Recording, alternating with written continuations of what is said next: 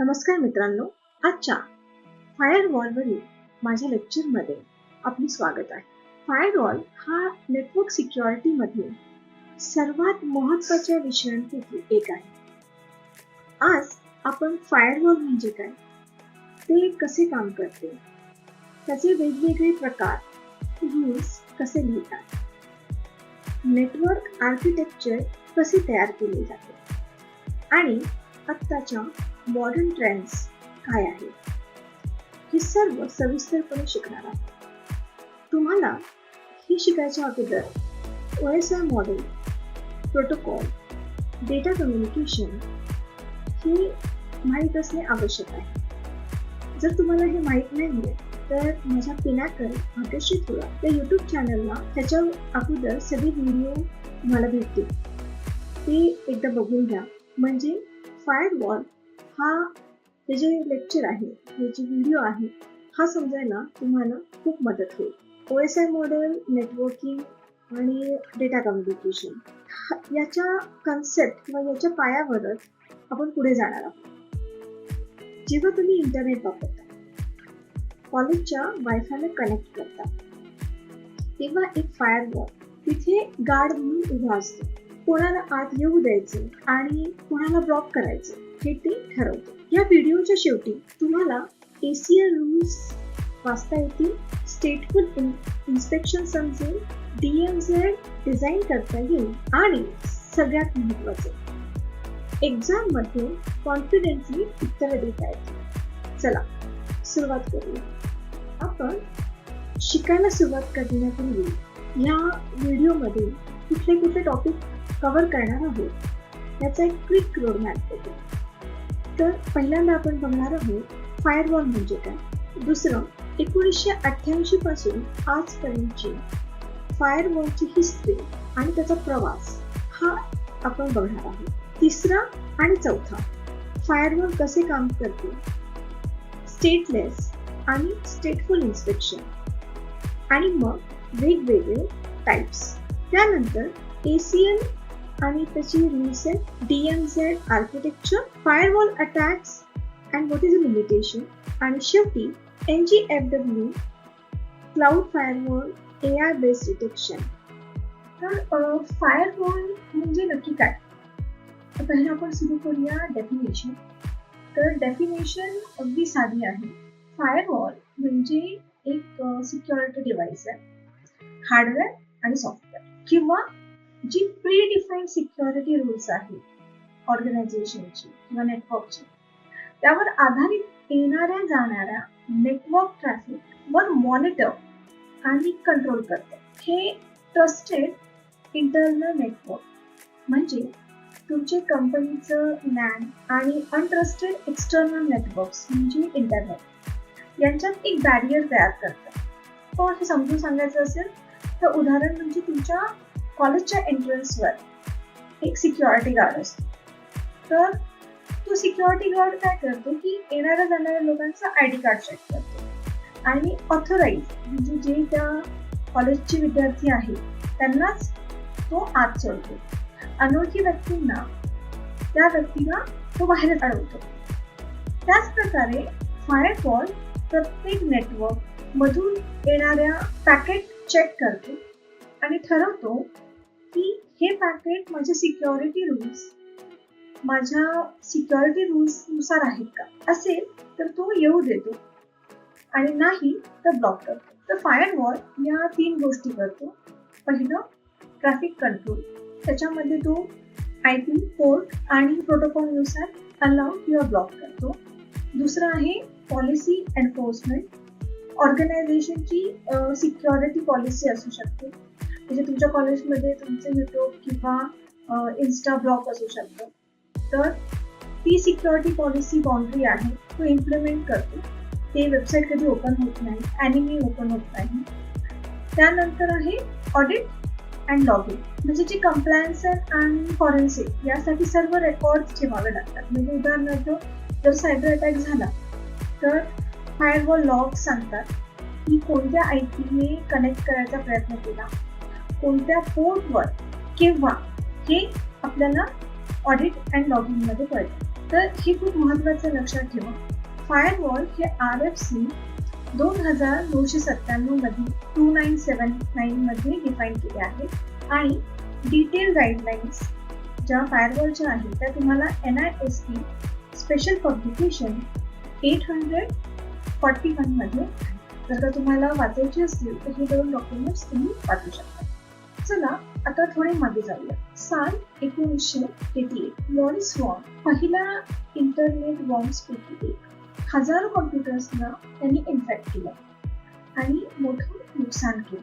Digital equipment corporation म्हणजेच DECच्या इंजिनियर्सना लक्षात आले की मार्शियस ट्रॅफिक नेटवर्क मध्ये येण्यापासून रोखण्याचा कोणताच मार्ग नाही.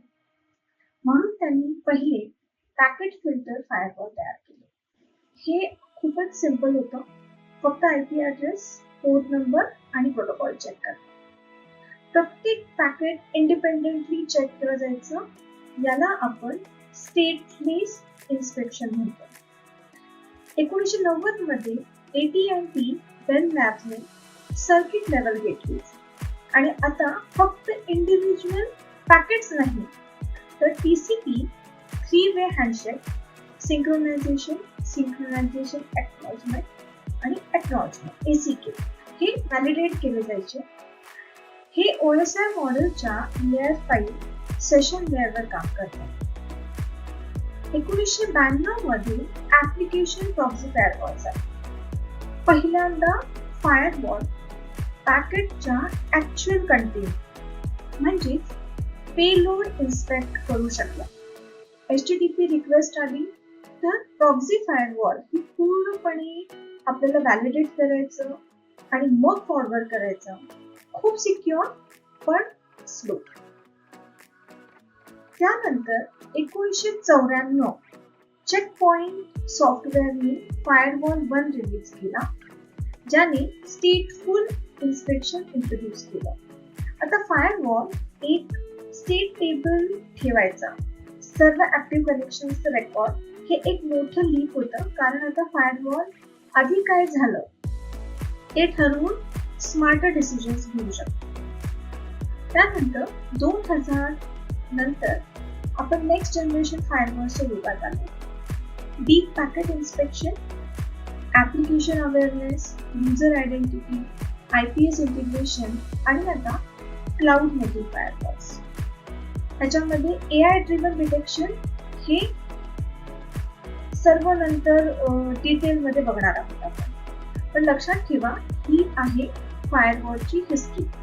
1988 ते आता 2000 आता 26 चालू तोपर्यंत फायरवॉल अशा प्रकारे इव्हॉल्व झाला. आता मेकॅनिझम मध्ये जाऊ.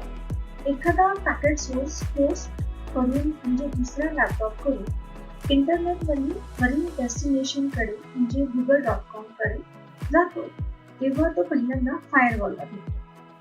फायरवॉलला निर्णय घ्यायचा असतो की ह्या पॅकेटला परमिट करायचं का डिनाय करायचं, म्हणजे पाठवायचं की कॅन्सल करायचं. तर स्टेटलेस इन्स्पेक्शन मध्ये फायरवॉल फक्त पॅकेटचे हेडर बघतो. Source IP, destination IP, source port, destination port आणि प्रोटोकॉल TCP, UDP, ICMP. मग हे व्हॅल्यूज रूल्स सेटशी टॉप टू बॉटम कम्पेअर केले जातात. पहिला मॅचिंग रूल लागू होतो आणि ऍक्शन परमिट किंवा डिनाय एक्झिक्यूट होते. मग मागच्या पॅकेटची कोणतीही मेमरी नसते. सिंपल, फास्ट, पण रिलेटेड पॅकेट कोरिलेट करू शकत नाही. फ्रॅगमेंटेशन अटॅक्स आणि TCP स्टेट मॅनिप्युलेशनला व्हर्नेबल असतात. स्टेटफुल इन्स्पेक्शन मध्ये काय होतं हे थोडंसं हुशार असतं. फायरवॉल एक स्टेट टेबल मेंटेन करतो. सर्व ऍक्टिव्ह TCP, UDP कनेक्शनचा डेटाबेस.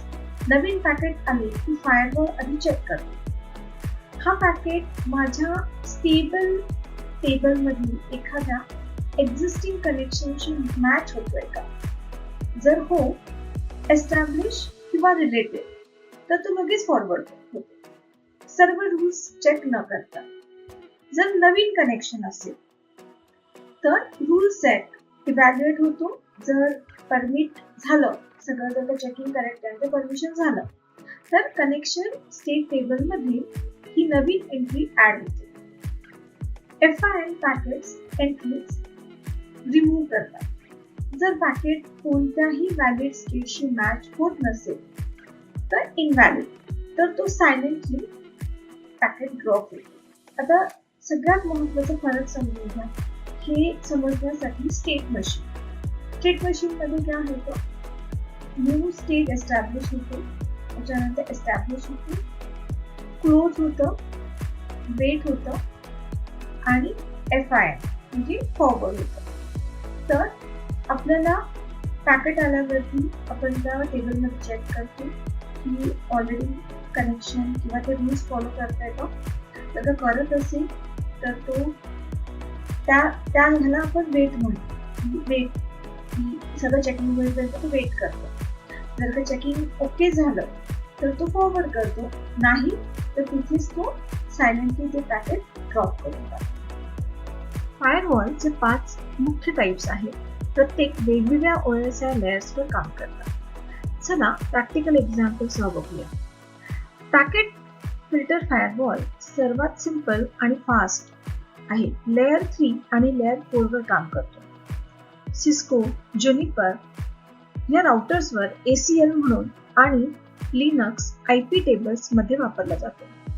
खूप जास्त थ्रूपुट, प्रति सेकंड लाखो पॅकेट प्रोसेस करू शकतो, पण कमी सिक्युरिटी कारण पॅकेट्स मधील पॅटर्न्स दिसत नाही.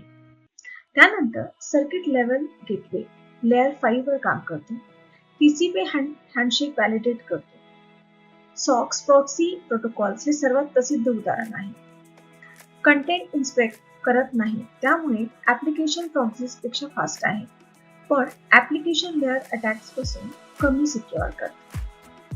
त्यानंतर ऍप्लिकेशन प्रॉक्सी फायरवॉल लेयर 7 वर काम करतो. ही सर्वात विश्वासार्ह आहे कारण ऍप्लिकेशन लेयर पेलोड पूर्णपणे रीड आणि व्हॅलिडेट करतो. स्क्विड हे प्रसिद्ध HTTP प्रॉक्सी फायरवॉल आहे. डाऊन साइड म्हणजे परफॉर्मन्स हे सर्वात स्लो असते कारण प्रत्येक पॅकेटचा प्रत्येक बाईट हा चेक करावा लागतो. त्यानंतर आहे स्टेटफुल इन्स्पेक्शन लेयर 3 आणि 4 वरती कनेक्शन स्टेट ट्रॅकिंग 1990च्या उत्तरार्धात आणि 2000 मध्ये हे इंडस्ट्री स्टँडर्ड बनले. चेक पॉइंट, PFSense आणि होम राउटर्स पण स्टेटफुल इन्स्पेक्शन वापरतात. सिक्युरिटी आणि परफॉर्मन्सचा उत्तम बॅलन्स आहे. NGFW next generation firewall layer 3 ते 7 पर्यंत सर्व लेयर्स कव्हर करतो. आधुनिक एंटरप्राइज हेच वापरतात. Deep packet inspection, application identification, user identity mapping, integrated IPS, SSL, TLS, decryption आणि AI बेस्ड अनोमली डिटेक्शन सर्व काही एकत्र. वेंडॉर्स हे जे वेंडॉर्स आहेत Palo Alto Networks, Cisco Firepower, Frontier Gateway, Frontier, FortiGate, Checkpoint Quantum. आता प्रॅक्टिकल भागात जाऊया. फायरवॉल रूल्स प्रत्यक्षात कसे लिहितात? यांना कंट्रोल लिस्ट ACL म्हणतात. मूलभूत तत्व ह्याचे आहे की rules top to bottom evaluate होतात आणि पहिला मॅचिंग रूल लागू होतो. प्रत्येक रूल सेटच्या शेवटी नेहमी एक इम्प्लिसिट डिनाय ऑल रूल असतो. जर तुम्ही लिहिला नाही याला डिफॉल्ट डिनाय पोस्चर म्हणतात. जोपर्यंत एक्सप्लिसिटली अलाउ केले नाही सर्व ब्लॉक. आपल्या टेबल जे वरती दिलेलं आहे रूल टेबल कडे बघूया.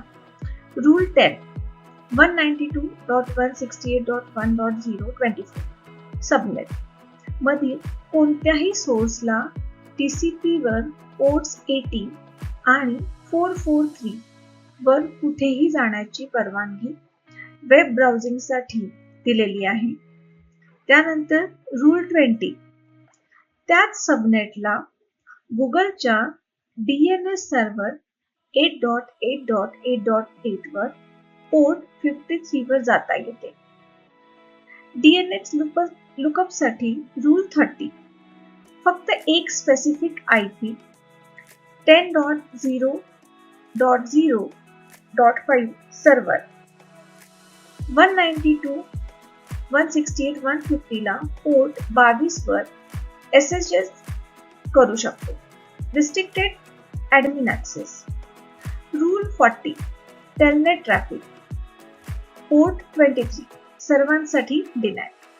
कारण टेलनेट पासवर्ड हा प्लेन टेक्स्ट मध्ये पाठवतात. हे इन्सिक्युअर आहे. Rule 50 remote desktop protocol port 3389 हा सुद्धा डिनाय केलेला आहे. कारण डायरेक्ट RDP एक्सपोजर टाळण्यासाठी. Rule 99 deny all. आधीच्या रूल्सची मॅच न झालेले सर्व ब्लॉक करायचे. Top to bottom evaluation, first match rule आणि शेवटी इम्प्लिसिट डिनाय हे एक्झामसाठी समजून घ्या. स्टेटफुल इन्स्पेक्शनच्या आत खोलवर जर का आपण गेलो तर स्टेट टेबलमध्ये स्पेसिफिक फील्ड्स असतात. Source IP, port, destination IP, port, protocol, connection state, TTL, time to live आणि bytes transfer. TCP SYN packet नवीन कनेक्शनसाठी आले की फायरवॉल रूल्स चेक करतो. परमिशन असेल तर स्टेट न्यू सह एक नवीन स्टेट टेबल एंट्री तयार होते.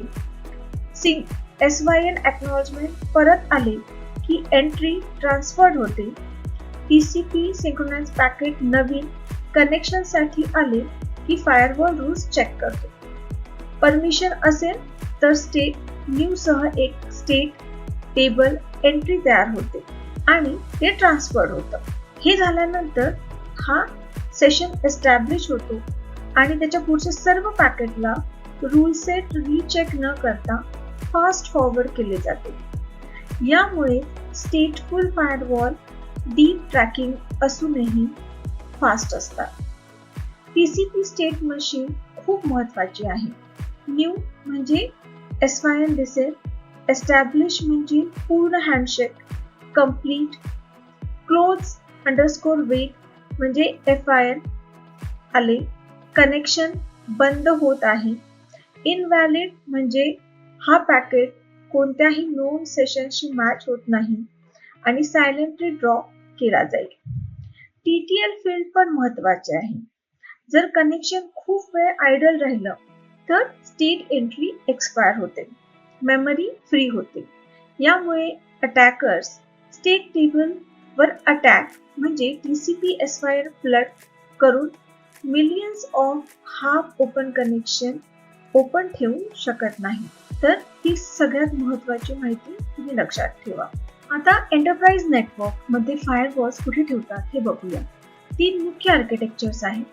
सिंगल होम, त्याच्यानंतर ड्युएल होम आणि स्क्रीन सबनेट. एक फायरवॉल 2 इंटरफेस, एक इंटरनेटकडे एक इंटरनल लॅन कडे. डिप्लॉय करणं सिंपल आहे, कॉस्ट कमी आहे, सिंगल पॉइंट ऑफ फेल्युअर आहे. फायरवॉल कॉम्प्रोमाइज झाला तर दुसरी डिफेन्स लाईन नाही. फक्त खूप छोट्या नेटवर्क्स किंवा होमसाठी सिंगल होम हे वापरलं जातं. त्यानंतर dual home, 2 network interface card असलेले कम्प्युटर IP फॉरवर्डिंग डिसेबल असतात. 2 झोन्स मधील प्रॉक्सी आणि गेटवे म्हणून हा काम करतो. तर सिंगल होम पेक्षा अधिक सिक्युअर पण तरी लिमिटेड. त्यानंतर तिसरा स्क्रीन सबनेट, ज्याला DMZ किंवा डिमिलिटराइज्ड झोन पण म्हणतात. हा गोल्ड स्टँडर्ड आहे जो जवळजवळ सर्व एंटरप्राइज वापरतात. इथे 2 फायरवॉल असतात. आउटर फायरवॉल इंटरनेट आणि DMZ मध्ये सेपरेटर असतो. DMZ मध्ये पब्लिक फेसिंग सर्व्हर्स ठेवतात. Web server, mail server, DNS server, inner firewall, DMZ आणि ट्रस्टेड इंटरनल लॅन यांच्यात असतो. इंटरनेट फेसिंग सर्व्हिसेस आहेत आणि sensitive internal data inner firewall ह्याच्यासाठी हा सेफ राहतो. DMZ का हे महत्वाचं आहे? कारण जर हॅकरने तुमचा वेब सर्व्हर जो DMZ मध्ये आहे कॉम्प्रोमाइज केला तरी तो इंटरनेट लॅनला ऍक्सेस करू शकत नाही, कारण इनर फायरवॉल ब्लॉक करतो. DMZ हे sacrificial zone deep packet inspection म्हणजे DPI नेक्स्ट जनरेशन फायरवॉलला ट्रेडिशनल फायरवॉल पासून वेगळा ठेवतो. ट्रेडिशनल पॅकेट फिल्टर्स फक्त हेडर बघतात, म्हणजे एन्व्हलप. DPI एन्व्हलप उघडतो आणि आतलं पत्र वाचतो. पॅकेटचा ऍक्च्युअल पेलोड इन्स्पेक्ट करतो. सिग्नेचर मॅचिंग पण बघतो. त्यामुळे DPI पेलोड बाईट्सला नोन मालवेअर सिग्नेचर आणि अटॅक पॅटर्न्सचा डेटाबेस कम्पेअर करता येतो.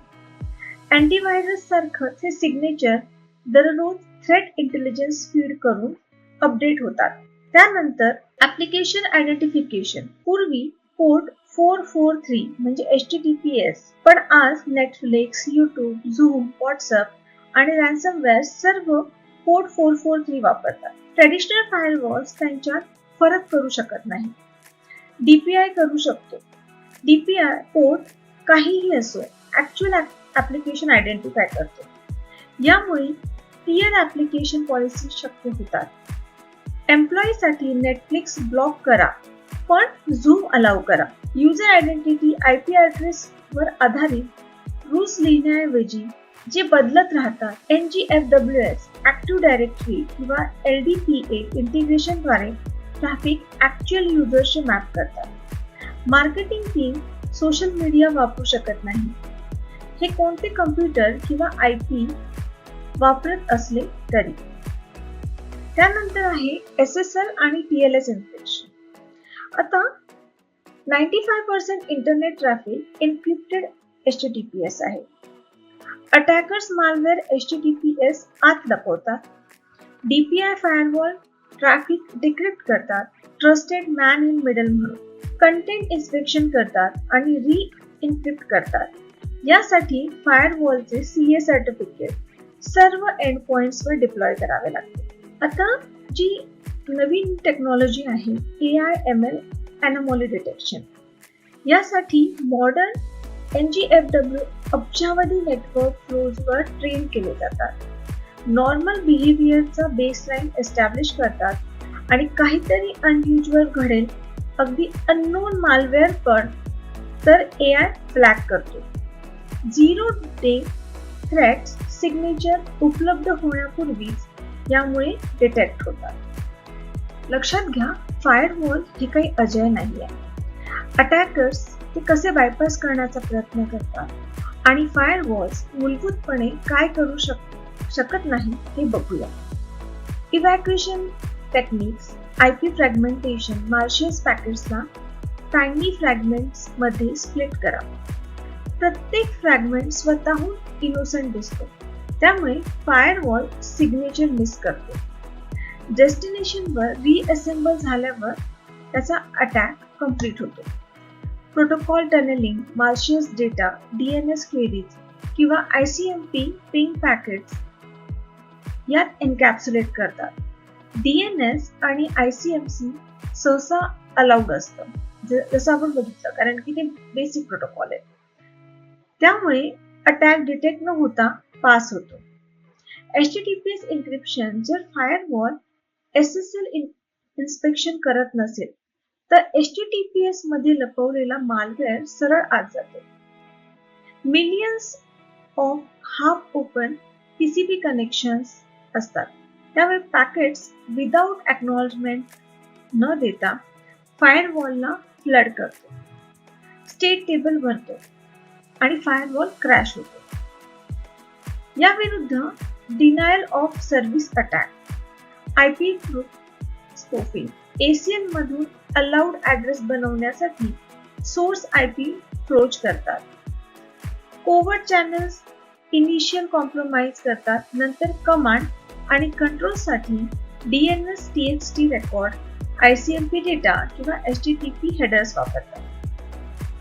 फायरवॉल ऑथराइज्ड युजर जो मॅलिशियस होतो त्याला रोखू शकत नाही. क्लासिक इन्सायडर हा थ्रेट आहे, म्हणजे एखादा युजर मॅलिशियस झाला पण तो ऑथराइज असेल तर फायरवॉल त्याला नाही अडवू शकत.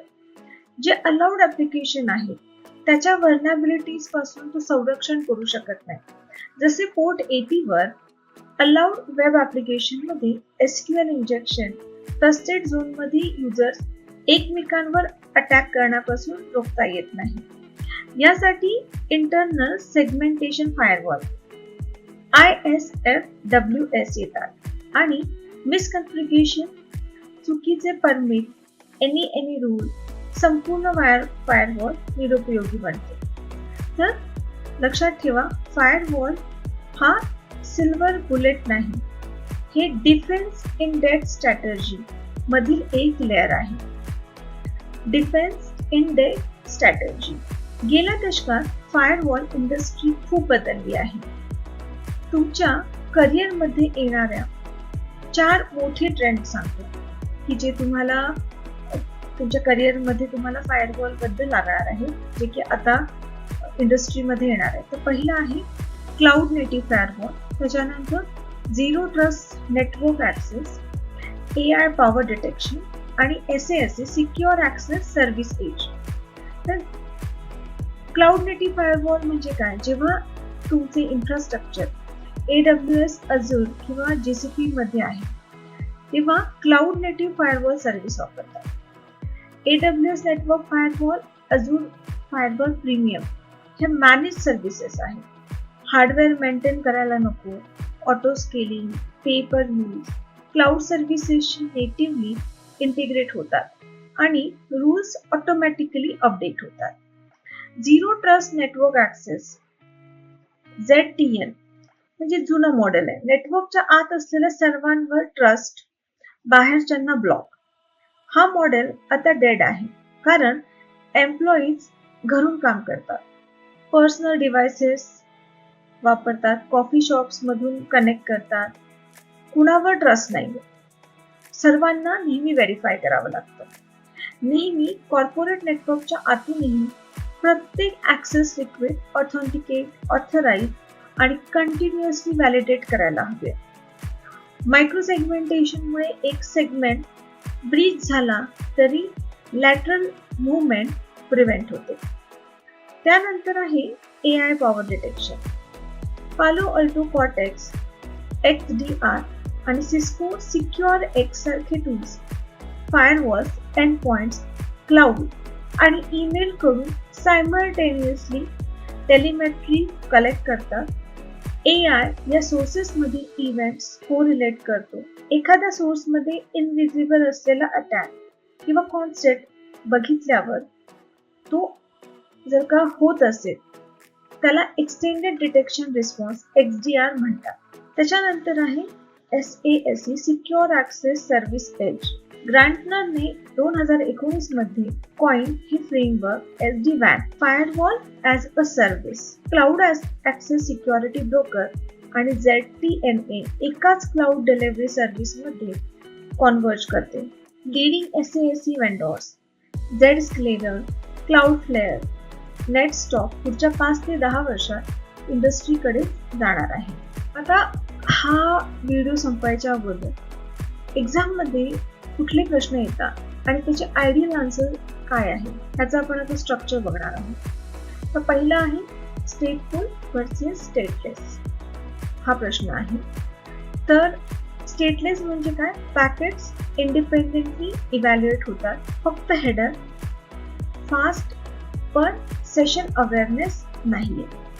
आणि स्टेटफुल म्हणजे कनेक्शन टेबल मेंटेन करतो, सेशन मधील पॅकेट्स कोरिलेट करतो, अधिक सिक्युअर पण जास्त ओव्हरहेड. स्टेट मशीन सारखं अपडेट करावं लागतं. त्याच्यामध्ये फेजेस आहेत: new, establish, close, wait, invalid. त्यानंतर दुसरा प्रश्न आहे what is DMZ? Demilitarized zone. 2 firewalls मधील network segment public facing server ठेवतो. त्याच्यानंतर हा आयसोलेशन लेअर देतो. DMZ कॉम्प्रोमाइज झाला तरी इनर फायरवॉल लॅन प्रोटेक्ट करतो. हे इंडस्ट्रीचं गोल्ड स्टँडर्ड आर्किटेक्चर आहे. तिसरा प्रश्न आहे व्हॉट इज DPI? तर हा ट्रेडिशनल इन्स्पेक्शन आहे. हा फक्त लेअर 3, लेअर 4 हेडर्स वाचतो. DPI L7 पेलोड वाचतो. Application awareness malware detection, user identity mapping enable करतो. NGFWS मध्ये वापरला जातो. चौथा प्रश्न आहे default deny policy. Packet filter 3rd आणि 4th, circuit level gateway GWL5, application proxy L7, स्टेटफुल inspection L3 L4 आणि NGFW लेअरची लेअर 7. तर ह्या डिफॉल्ट पॉलिसी आहे 4 टाइप्सच्या. त्यानंतरचा प्रश्न आहे डिफॉल्ट डिनाय पॉलिसी कुठली आहे. तर एक्सप्लिसिट परमिट केले नाही तर सर्व ट्रॅफिक ब्लॉक ही डिफॉल्ट डिनाय पॉलिसी आहे. प्रत्येक ACLच्या शेवटी implicit deny all default permit पेक्षा अधिक सिक्युअर कारण अनअड्रेस ट्रॅफिक ब्लॉक होतं. तर डिफॉल्ट डिनाय म्हणजे काय? All traffic block by default, implicit deny all rule at end. तर आज आपण खूपच महत्त्वाची माहिती घेतलेली आहे. आजच्या लेक्चरमध्ये 6 टेकअवेज आहेत. पहिला, फायरवॉल हा इसेन्शियल एक नेटवर्क पोलिसमॅन आहे जो सिक्युरिटी पॉलिसीवर आधारित ट्रॅफिक मॉनिटर अँड कंट्रोल करतो. दुसरा, 1988 मध्ये सिंपल पॅकेट फिल्टर पासून आजच्या AI पॉवर NGFWS पर्यंत 5 जनरेशन आहे. तिसरं, मॉडर्न NGFWS OSI लेअर 3 ते OSI लेअर 7 पर्यंत सर्व लेयर्स काम करतात. चौथा, स्क्रीन सबनेट आर्किटेक्चर सह DMZ हा एंटरप्राइज सिक्युरिटीचा गोल्ड स्टँडर्ड आहे. पाचवा, ACL rules top to bottom evaluate होतात.